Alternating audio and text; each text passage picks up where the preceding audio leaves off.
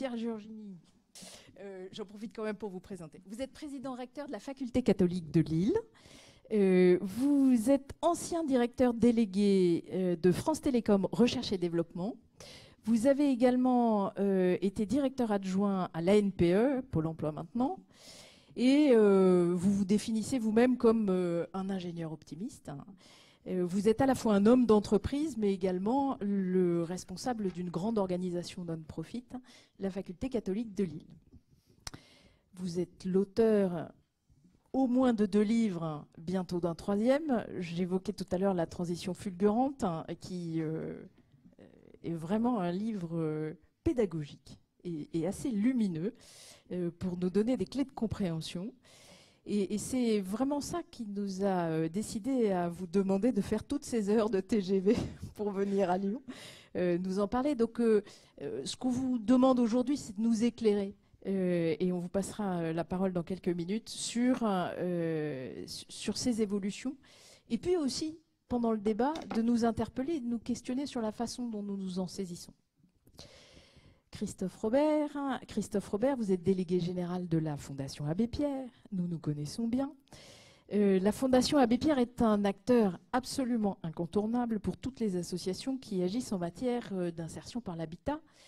Vous avez 3 leitmotivs, agir, interpeller et innover.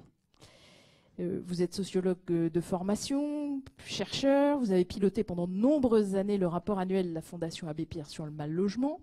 Et je précise tout de suite que ce n'est pas à ce titre-là que nous vous avons demandé de venir aujourd'hui. D'ailleurs, la Fondation présente début avril son rapport pendant une journée à Lyon. Non, c'est vraiment en tant que délégué général de la Fondation Abbé Pierre, en tant que,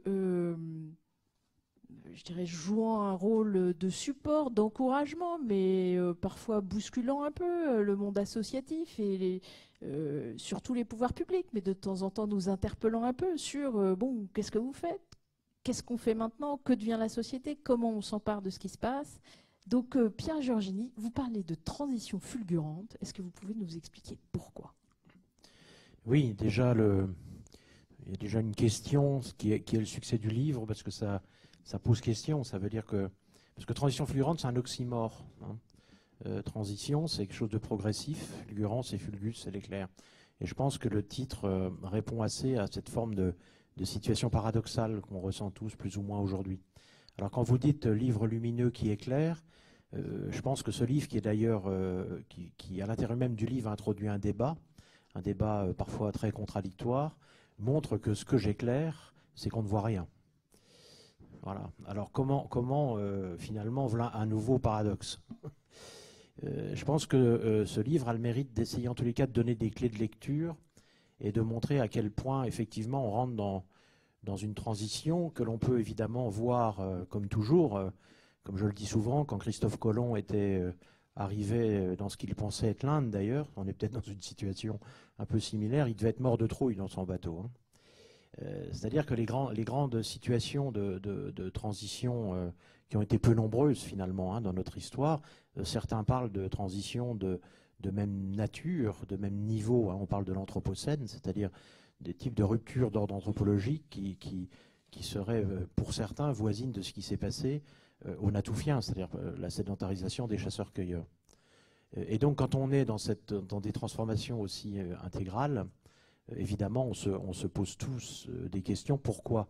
Parce que nos modèles de projection ne nous permettent plus de nous projeter dans l'avenir. C'est-à-dire qu'au fond, c'est la crise des catégories intellectuelles qui est très, très bien décrite par un certain nombre de philosophes, qui fait qu'on n'arrive plus à penser ce monde avec nos modèles à la fois de pensée économique, parfois même philosophique, même si là on est sur des modèles de pensée beaucoup plus rémanents, beaucoup plus profonds.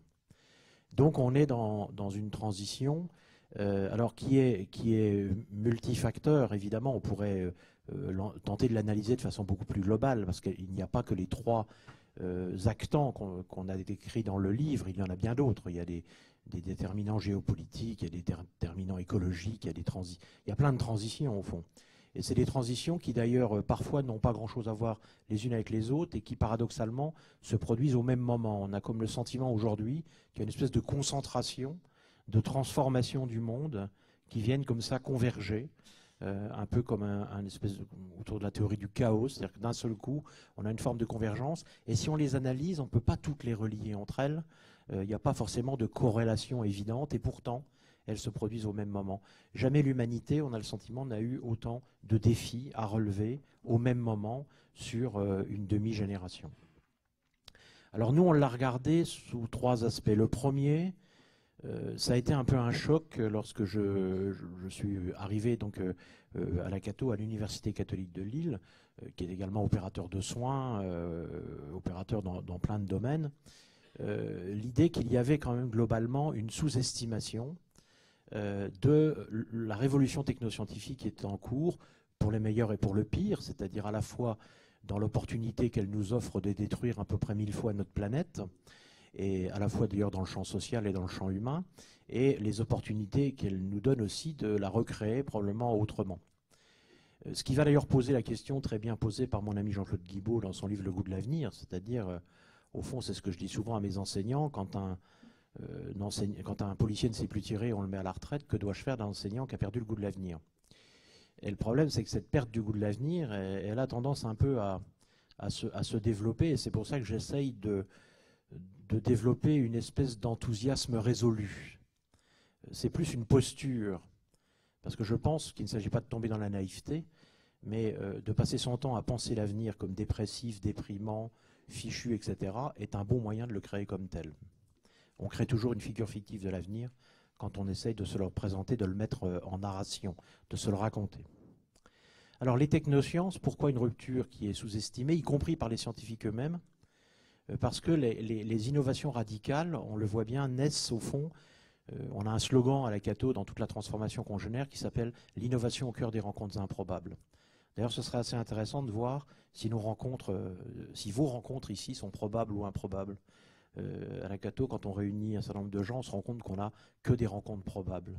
Où est-ce qu'on stimule les rencontres improbables? L'innovation se niche dans les rencontres improbables, y compris sur le plan disciplinaire et scientifique.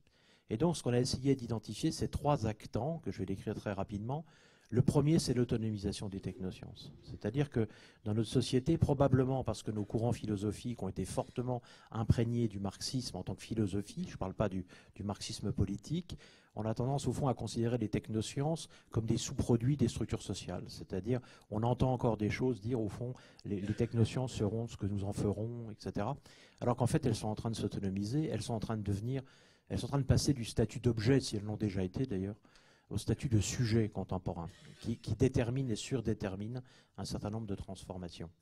Et cette transition fulgurante des technosciences, elle est elle-même liée à un phénomène systémique. Le sous-titre du livre, c'est un bouleversement systémique du monde. Alors systémique, on n'est pas bien sûr les premiers à l'avoir parlé, Edgar Morin et bien d'autres en ont parlé avant nous. Mais en tous les cas, on voit qu'il y a une systémique des technosciences. Et c'est pour ça que je dis souvent, faisons attention, souvent on me fait venir pour parler de la révolution digitale ou de la fracture numérique.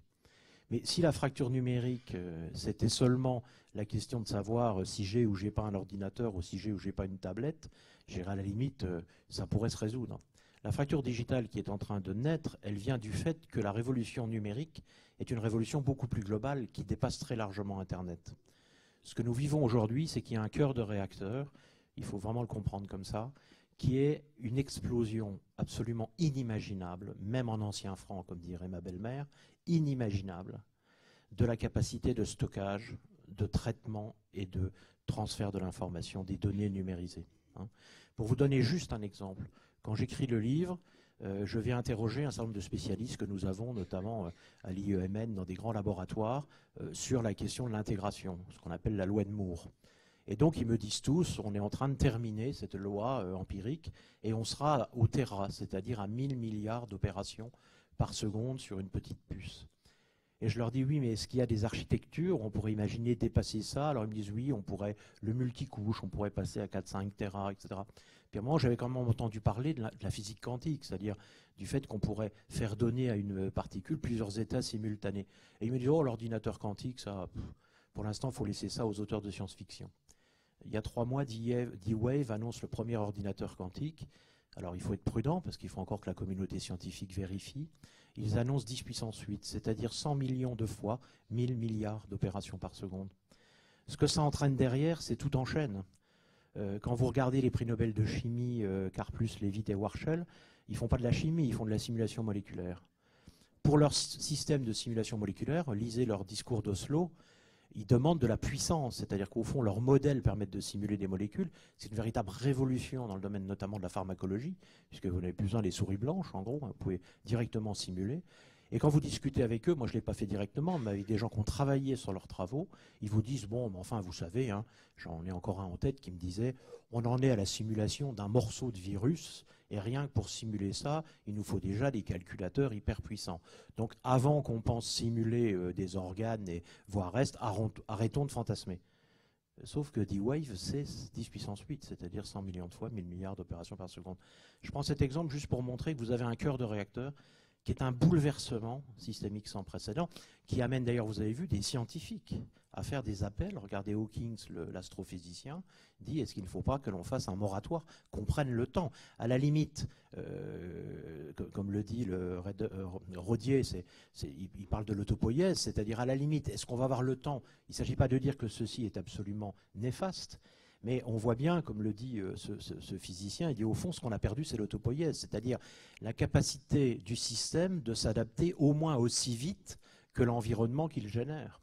Or, si on perd cette autopoïèse, qu'on a déjà le sentiment d'avoir perdu dans le domaine de l'environnement, c'est-à-dire que notre système s'adapte moins vite que l'environnement qu'il perturbe, ben ça c'est en systémique, on sait que ça conduit à l'effondrement du système. C'est-à-dire que ce qui est vivant est éternel, c'est un système qui s'adapte au moins plus vite que ce qu'il génère dans l'environnement, dans la transformation qu'il génère dans l'environnement. C'est la question écologique aujourd'hui. Hein. C'est-à-dire qu'on a un système qui produit plus de déformation de son environnement qu'il n'est capable de s'y adapter. Donc ce cœur de réacteur, qui est la puissance digitale, il interagit avec un certain nombre d'actants qu'on a décrits. Je ne vais pas rentrer dans le détail parce qu'il faudrait, et puis vous lirez le livre, après tout, j'ai cédé mes droits hein, donc, à la Cato. Donc quand vous lisez le livre, vous aidez la Cato. On voit bien que cette hyperpuissance digitale, elle va d'abord s'allier avec un deuxième actant, qui est ce que l'on appelle la machinisation de l'homme. Bon. La machinisation de l'homme, là encore, elle est en train de vivre une rupture qui est très bien décrite d'ailleurs par des philosophes comme Michel Serres, c'est-à-dire on passe d'une technologie exogène, c'est-à-dire centrifuge, qui prolongeait le bras humain, qui prolongeait nos capacités de mémorisation, notre intelligence logico-mathématique qui était démultipliée, et cette technologie est en train de devenir centripète, c'est-à-dire elle est en train de rentrer au fond dans l'homme avec, si vous regardez le projet HBN, Human Brain Project européen, qui consiste à fabriquer l'équivalent d'un cerveau hein, en simulation. Ceci pouvait être considéré comme une folie à l'époque où on était au téra, puisqu'on estime à peu près le cerveau à 15 téraoctets.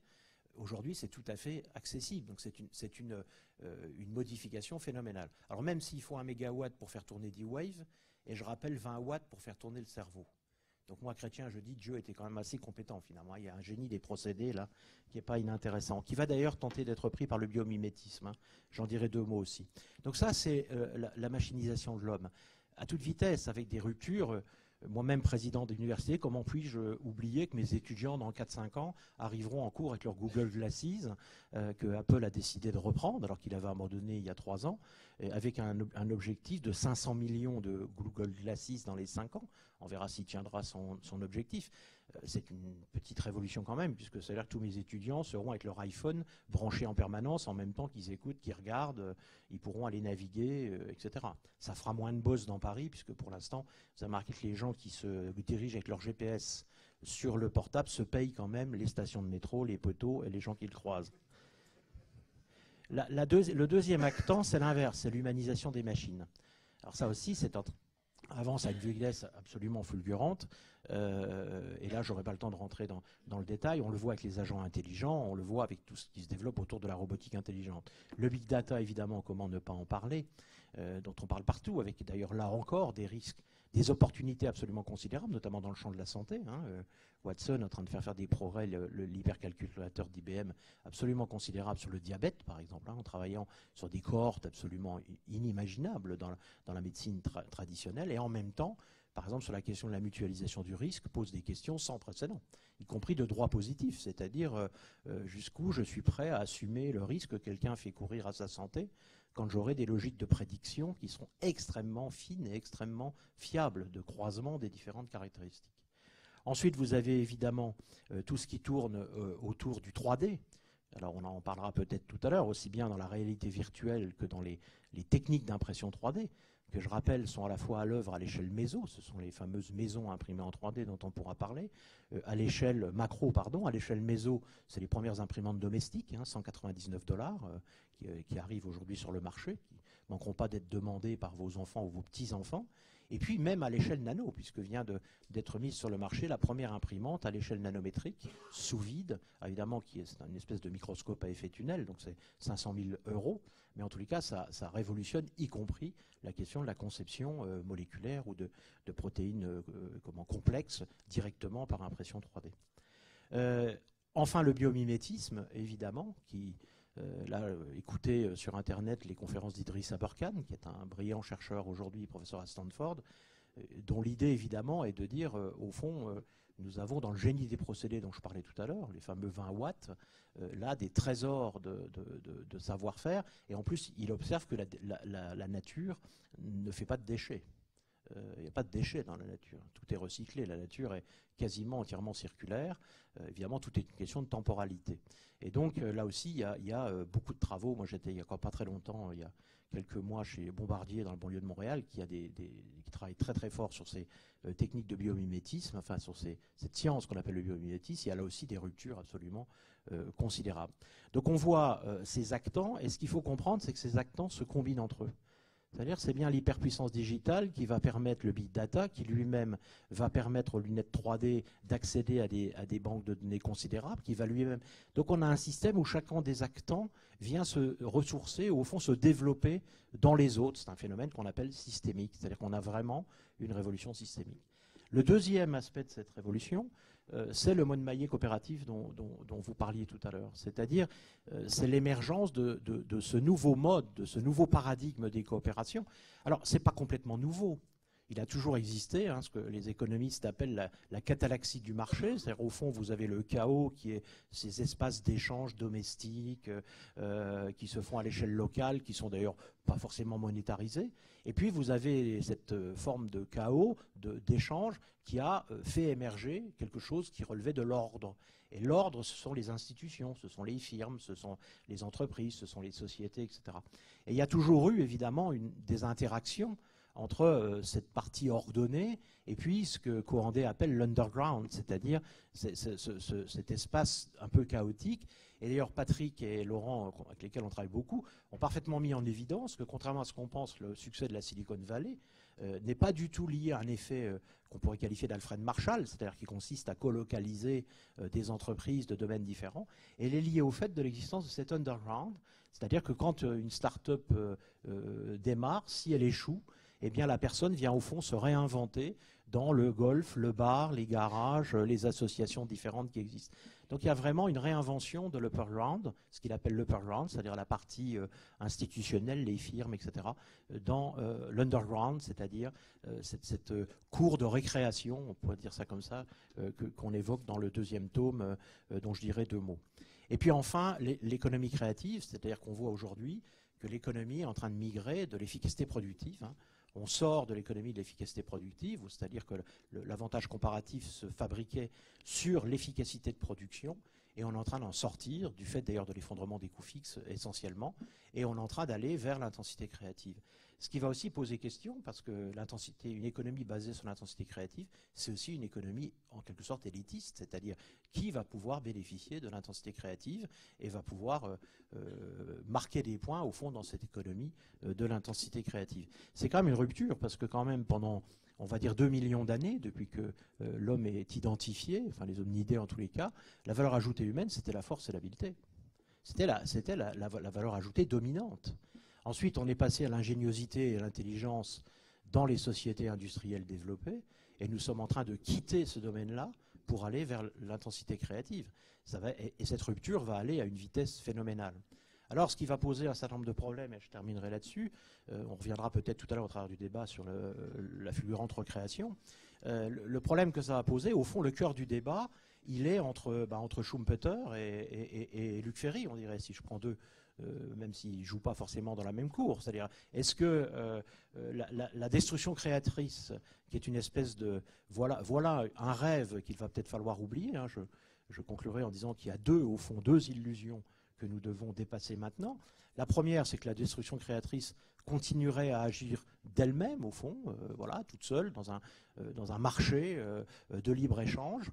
Ce qui s'est toujours produit, je vais dire, depuis que les tisserands lyonnais ont séquestré Jacquard, ou que les fabricants de sabots, les sabotiers auvergnats, se sont révoltés violemment. Depuis, on parle de la destruction créatrice, mais est-ce que la destruction créatrice, dans une logique d'une rupture avec une telle violence, une telle force, une telle puissance, une telle rapidité, va pouvoir jouer? La deuxième chose, c'est que la destruction créatrice de Schumpeter, c'est toujours traduit par ce qu'on appelle de l'augmentation de l'intensité capitalistique. C'est-à-dire que les marchés relais qui sont venus prendre le relais des marchés détruits par l'innovation se construisaient dans une intensification capitalistique. C'est simple, aujourd'hui, il vous reste un grand producteur de microprocesseurs, c'est Intel, et quand il veut passer de 20 nanomètres à 14 nanomètres, il lui faut 14 milliards de dollars d'investissement. Voilà. Donc on est loin des 3 machines à tisser qu'il fallait investir pour mettre en place une usine de tissage. Et donc le débat, c'est c'est ce que dit Ferry dans le titre de son livre, c'est-à-dire quand il parle de l'innovation destructrice, est-ce que Schumpeter va pouvoir jouer ou pas? Et là, c'est la question qu'on pose dans le deuxième ouvrage, et bientôt dans le troisième, c'est qu'il nous semble que peut-être, mais à une condition, c'est que ça se joue dans ce qu'Edgar Morin appelle une démondialisation, c'est-à-dire que ça se joue dans une relocalisation de l'économie, sur laquelle on a quand même des facteurs, moi c'est ce qui me rend optimiste, on a des facteurs objectifs. Alors je n'aurai pas le temps de rentrer dans le débat, même si les grands économistes, en tous les cas pour l'instant, à part des gens comme Paul Jorion ou d'autres, le contestent, mais nous pensons, nous sommes un certain nombre à penser, que Schumpeter n'a aucune chance de fonctionner dans la macroéconomie mondiale, augmentant l'intensité capitalistique. En tous les cas, ça ne conduira pas ça ne compensera pas l'effondrement de l'emploi que nous allons vivre dans le tertiaire et dans un certain nombre de secteurs d'activité, s'il n'y a pas une réinvention de la notion même de travail et une relocalisation avec d'autres modèles, et d'autres modèles économiques, et d'autres modèles d'une façon générale de société. Alors, je termine vraiment là-dessus. Évidemment, il y a des conditions pour que cette recréation ait lieu. C'est l'objet du deuxième livre, La fulgurante recréation. On en parlera peut-être tout à l'heure. On a essayé de définir les 4 piliers. Mais on pense, en tous les cas, qu'il n'y a pas d'autres alternatives que d'amener les institutions, quelles qu'elles soient, y compris les entreprises, d'aller se réinventer. Pour ça, le titre, La fulgurante recréation, qu'Eric Orsena, dans sa préface, a gentiment joué avec les mots fulgurante récréation. Car je pense que la question, c'est est-ce que ces cours de récréation qui sont en train de prendre le pas de la classe dans la résistivité sociale aux chocs qui se produisent aujourd'hui dans le champ économique, va être une cour de recréation. C'est-à-dire, est-ce que les institutions vont avoir l'intelligence d'aller se réinventer dans ces cours de récréation? Alors, je vois beaucoup de yeux qui se lèvent, etc. Il y a quand même des signes de ça. Aujourd'hui, je vois des entreprises par exemple, qui s'investissent sur le social business. On prend toujours la figure emblématique d'Emmanuel Faber, Danone, on pourra en discuter, mais je veux dire qu'il y en a d'autres, nombreuses, et notamment des entreprises qui ont compris que de toute façon, sauf si elles sont complètement hors sol et qu'elles abandonnent l'Europe, de toute façon, si la société s'effondre complètement avec 10 à 12 millions de chômeurs, il va falloir évidemment qu'ils réinventent quelque part le modèle et qu'ils se réarticulent avec ce qui est en train d'émerger dans la cour de récréation.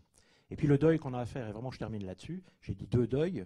Là, je suis d'accord avec Hubert Védrine d'ailleurs là-dessus, quand il dit « nous avons à faire le deuil des 30 Glorieuses ». C'est-à-dire que nous avons cru, beaucoup avons cru, qu'au fond, nous allions rentrer, après les 50 Glorieuses, entre parenthèses qui était une parenthèse spatiale, parce qu'il y en a qui les ont quand même pas complètement vues, les 30 ou 40 Glorieuses, et deuxièmement, une parenthèse temporelle. Nous avons cru que nous étions partis sur le siècle glorieux. C'est-à-dire qu'au fond, il fallait simplement laisser faire, et petit à petit, les inégalités allaient se réduire, etc. Là, évidemment, le livre de Thomas Piketty a mis complètement les pieds dans le plat. Et donc, on a un vrai deuil à conduire. C'est que, non, les 50 Glorieuses, c'était probablement une parenthèse à la fois temporelle et spatiale. Alors, une fois qu'on se dit ça, voilà, tout est à recréer, les opportunités existent, et de là vient mon optimisme et mon enthousiasme. Voilà. J'aime beaucoup Pierre Rabhi, donc je dis il va falloir qu'on fasse notre part du job. Et j'en ai un à côté de moi qui le fait beaucoup mieux que moi. Voilà, merci.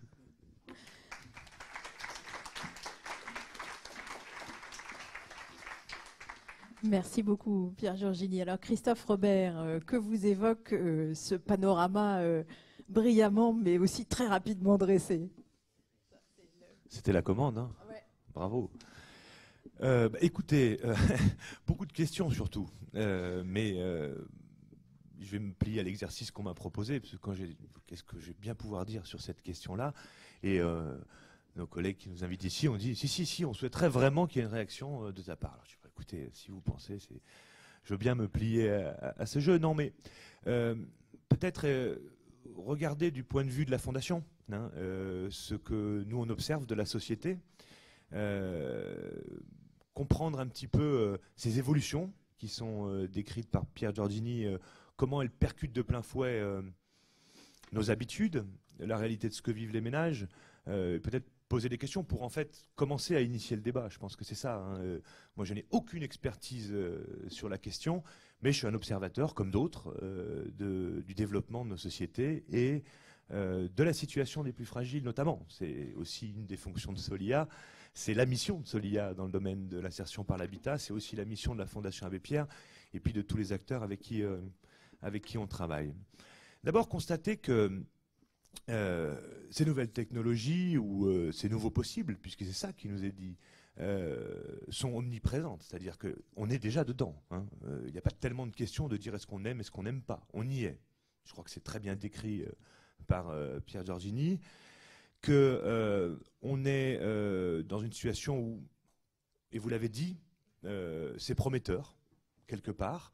C'est prometteur, mais il y a toujours cette phrase que vous avez employée qui traîne derrière, qui est de dire pour le meilleur comme pour le pire.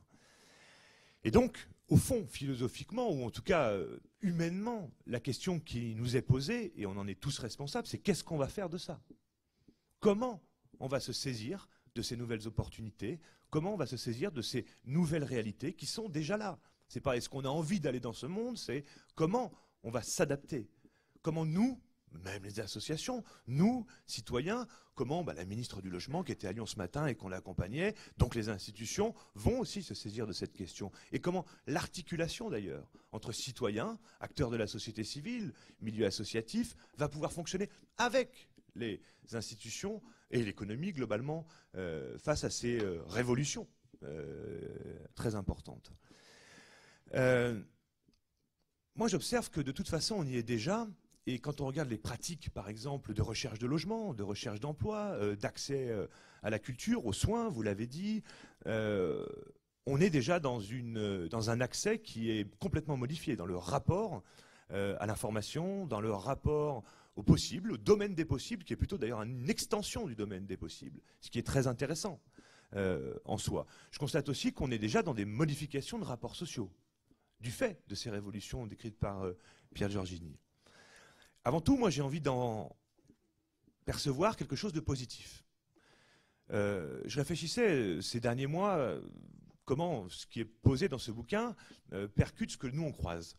Je travaillais avec Paul Duhan, que vous devez connaître. Paul Duhan m'appelle je crois qu'il est dans la Silicon Valley, il me dit, voilà, je vais développer un super outil, c'est un fou du big data, et il me dit, maintenant, il va falloir que vous nous aidiez, vous, des gens comme toi, sur le logement. Je dis, bah oui, qu'est-ce que vous voulez faire, c'est quoi votre truc?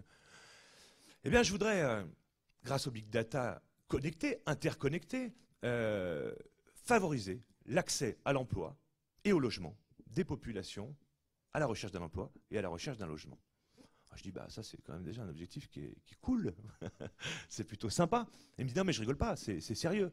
Et j'ai un peu provoqué Pôle emploi, vous avez dû voir quelques papiers dans les médias, parce qu'il a dit à Pôle emploi, moi je peux faire 10 fois mieux que vous. Bon. Et il me montre son application qu'il est en train de développer. Et c'est très intéressant, mais passionnant. C'est-à-dire que tout d'un coup, la complexité du monde, y compris si on regarde notre millefeuille institutionnel de possibilités, de formation, d'emploi, l'identification des emplois disponibles, des logements auxquels on peut accéder, dans le parc privé, dans le parc social. Oui, mais d'accord, mais telle formation ou tel emploi, mais il faudrait une formation. Mais oui, mais il y a des aides, etc. C'est-à-dire de se placer du point de vue de l'individu en situation de recherche connecter le big data pour dire, voilà, je m'appelle Christophe Robert, je suis dans la Loire, et je suis affûteur, je suis zingueur, ou je suis, voilà, je cherche un emploi. Et hop, on se retrouve connecté avec les offres d'emploi de zingueur, par exemple, à l'échelle de 50-100 km. Donc vous dites, bah voilà, je peux être zingueur ici, il y a une place à Clermont-Ferrand, mais il y en a aussi une dans la banlieue de Lyon, voilà. Mais si vous êtes zingueur, avec une formation de 6 mois, vous pouvez aussi devenir peut-être étameur. Je dis vraiment des bêtises, hein, je connais rien. Et étameur, ça veut dire que vous avez une formation de 3 mois. Et d'ailleurs, les formations, elles peuvent être financées par la région, donc vous pouvez choper les aides, etc., etc. Et d'ailleurs, il y a des emplois. Et là, vous avez, dans un périmètre de 50 km, des opportunités de telle ou telle nature. Bon. Et puis, puisque vous allez peut-être devoir bouger, vous avez cette question du logement qui se pose. Et bien, vous avez peut-être droit à un logement social. Alors, entrez votre profil, clac, vous avez le droit, oui, vous avez le droit. Vous avez le droit aux appels, non, vous n'avez pas le droit, etc., etc. Et puis, vers qui vous tournez pour trouver une solution de logement. Sincèrement, quand vous regardez cette démonstration qui correspond à un des éléments de la révolution que vous décrivez, c'est-à-dire la mise en relation du big data disponible et puis le mettre en logique d'accessibilité à partir de la question des gens, hein, vous vous dites c'est incroyable. C'est-à-dire que ce qui est extrêmement compliqué, peut-être, peut-être, on va voir, deviendra un peu plus simple. Alors c'est pas fait, c'est pas fait. Moi je suis convaincu que c'est un outil qui est passionnant, déterminant pour les ménages en situation de fragilité. Mais ce n'est pas fait, parce que derrière, il y a des enjeux. Quid de l'ouverture de ces bases de données, de la mise à disposition de ces bases de données qui doivent s'actualiser de façon régulière. Quid de...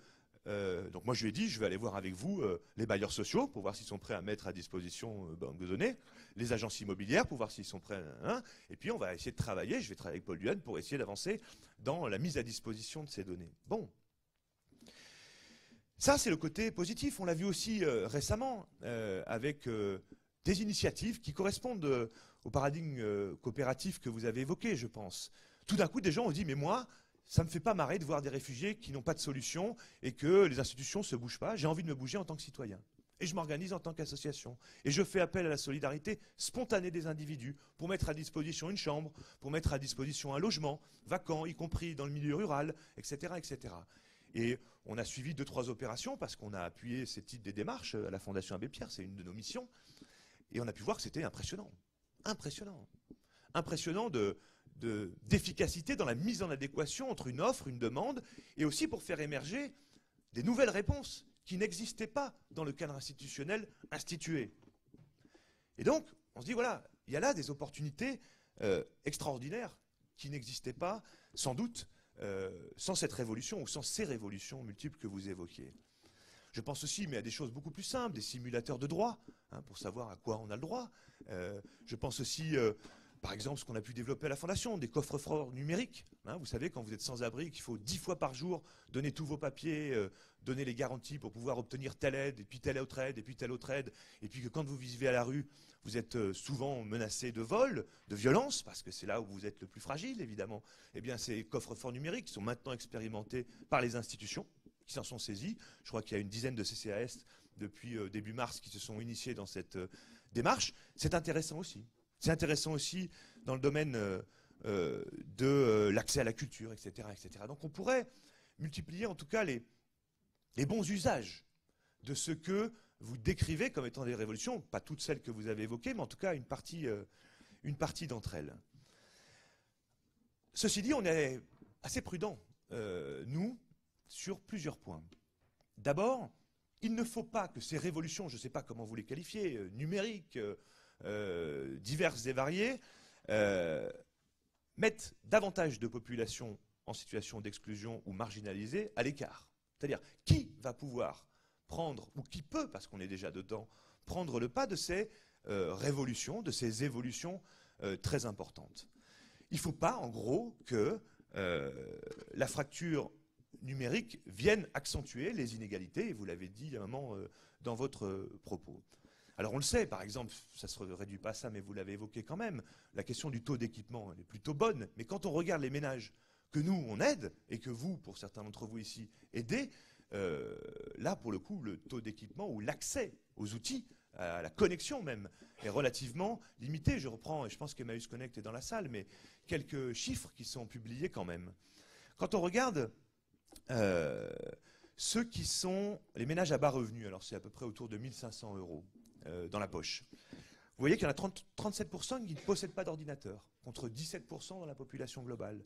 26% n'ont pas de téléphone portable, contre 11% dans la population globale. 41% n'ont pas de connexion à domicile, contre 17% de la population globale. Et puis vous avez 17% des Français qui se sentent déconnectés par rapport à ce qui se passe autour d'eux, et dont 6 millions de personnes en situation de précarité. Donc il y a une question aussi autour, bien sûr, des équipements, mais pas seulement, de l'apprentissage, des usages, de ces nouveaux usages. Je pense qu'il y a des enjeux considérables de formation. Et on a vu, par exemple, des institutions s'embarquer à fond dans la dématérialisation. Et puis très vite, on s'est aperçu que la dématérialisation faisait augmenter les besoins de suivi humain, d'accompagnement humain, l'augmentation des sollicitations, des permanences, par exemple, d'accès au droit, pour des gens qui disaient « mais moi, j'y comprends rien ». Je n'y comprends rien. Donc pour nous, c'est quelque chose qui nous tient très, très fort à cœur. On constate aussi, dans les permanences que sont les nôtres, que ces éléments de dématérialisation, de révolution numérique, font que tous ceux qui sont très éloignés de l'écrit sont encore plus marginalisés. Vous savez, il y a des cultures ou des personnes en situation où c'est l'oral qui peut... Et là, dématérialisation ou numérisation ou veut dire écrit quelque part. Donc, qu'est-ce qu'on fait avec ceux qui sont autour de l'oral? Qu'est-ce qu'on fait aussi avec ceux qui ne parlent pas les langues? Alors, il y a des outils qui permettent ça, mais qu'est-ce qu'on fait de tout ça? C'est quelque chose pour nous qui est évidemment très très important. Alors, un autre enjeu, et j'ai envie de vous questionner aussi là-dessus, Monsieur Giorgini, c'est la question de la confidentialité et de la protection des données. Parce que cette multiplication des données dont j'ai dit qu'elles pouvaient être mises au service du meilleur, et je le pense sincèrement, à condition d'être bien utilisées et de veiller à ce qu'il n'y en ait pas qui passent à la trappe. Il y a aussi une question de confidentialité, de protection des données. On en parlait ce matin, parce que quand on rencontrait la ministre, on parlait beaucoup de l'accès au droit au logement, évidemment, et on parlait des nouveaux outils qui permettent de rassembler les informations sur une personne donnée qui va être aidée, qui permet d'éviter d'avoir à aller chercher des papiers où on a une liste qui n'est jamais complète, etc., etc. Donc il y a effectivement de l'interconnexion de connaissances établies sur des ménages qui vont être aidés. En soi, ce n'est pas choquant d'avoir de l'information. On aide les personnes aussi qui ont besoin d'être aidées. En même temps, on s'aperçoit que, par exemple, les usages de ceux qui remplissent les dossiers, qui vont s'interconnecter, qui sont interconnectés, et qui vont l'être de plus en plus, font qu'on note des choses du quotidien. J'ai proposé un logement social à madame dans telle partie de Lyon. Elle m'a dit que non, ça ne lui allait pas.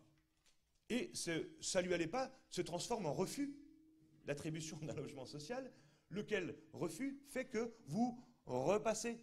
Vous passez votre tour, en quelque sorte. Donc aussi, la façon dont on forme les gens à l'usage de ces outils. Je pense qu'il y a des enjeux très importants de formation de ce point de vue-là, pas seulement à destination des ménages les plus éloignés des dispositifs, les plus éloignés de l'écrit ou les plus éloignés de l'insertion, mais aussi de nous tous, finalement. Qu'est-ce qu'on fait quand on vient alimenter un dossier qui va pouvoir servir une meilleure réponse, sans doute, mais aussi peut-être enfoncer un petit peu les choses. Donc je pense qu'il faut qu'on soit aussi attentif à cette question de l'acculturation à ces nouveaux outils, l'acculturation, formation à ces nouveaux outils. Ça me paraît extrêmement important. Et puis, quelques points aussi. Je me place cette fois-ci du point de vue moins de ceux qui sont en insertion, de ceux qui sont en situation d'exclusion. Parce que, de mon point de vue, mais néophyte sur la question, ceux qui sont en insertion, bien accompagnés, bien équipés, bien formés avec les prérequis qu'on pourrait établir ensemble, ça va être sans doute des opportunités. Et pour ceux qui sont en grande exclusion, il y a quand même des enjeux d'équipement, je le dis quand même, hein, parce que plus il y a cette logique interconnectée, plus la question de l'équipement est posée, et Emmaüs Connect, par exemple, travaille là-dessus, c'est très intéressant, notamment en Rhône-Alpes aussi. La question aussi de l'accès aux produits au sens des connexions, hein, qui sont chers aussi, les abonnements pour un certain nombre de ménages qui ont des ressources très limitées. Donc, tout l'enjeu des tarifs sociaux, ce qu'on connaît du débat autour de l'accès à l'énergie, et c'était bien dit dans le petit film, hein, aujourd'hui, c'est déterminant l'accès aux charges, etc. Et la question des tarifs sociaux est posée. La question des médiateurs, me semble-t-il, pour faire le lien avec ces nouvelles technologies, ces nouvelles réalités et les ménages qui ne suivent pas beaucoup. La formation, je l'ai dit. Et puis peut-être aussi, comment dire, la prise en compte de ces problématiques par les institutions. Je me souviens d'un petit échange avec le gouvernement actuel qui voulait simplifier la demande d'aide sociale avec un formulaire unique. Le problème, c'est qu'un formulaire unique, du coup, il fait 20 pages. Eh oui, parce que si on veut rassembler toutes les aides, c'est complexe, et on peut comprendre que ça soit complexe. Donc la simplification en elle-même n'est pas suffisante. En gros, ce que je voudrais dire, c'est que, sur cet aspect du numérique, c'est un levier. De toute façon, c'est là. C'est un levier, mais il nous faut être sûr qu'on maintienne l'accessibilité à tous. Et je crois que c'est aussi très important de le faire très en amont. C'est pas simplement se dire « ouais, mais finalement, on est globalement tous au fait de la question, et puis bah oui, il y a toujours des exclus. » Non, non, je pense que c'est aussi, et c'est là la rencontre entre l'innovation, l'adaptation au nouveau contexte économique, au nouveau contexte de l'emploi, de destruction de l'emploi, vous l'avez dit, c'est très inquiétant ce que vous dites. Très inquiétant, une réalité aussi, on en a bien conscience. Il va nous falloir penser autrement. Eh bien, il me semble que ces éléments-là, et on en parlait un petit peu en venant dans la voiture, mais entre le foisonnement, l'innovation locale, et nous on essaye, hein, avec les 700 projets, 800 projets qu'on finance chaque année, on essaie de les faire monter, mais on voit bien qu'il y a aussi pas mal de choses qui nous empêchent de les faire passer à la vitesse supérieure. Beaucoup de gens qui sont au fait de ces nouvelles réalités, au fait des nouvelles précarités aussi, et qui sont capables de rassembler, de faire le lien, le pont, les passerelles entre ces nouvelles dynamiques et ces nouvelles réalités d'exclusion, mais qui ne sont pas toujours aidés par les institutions, qui elles-mêmes ont un cran de retard parfois sur un certain nombre de ces sujets.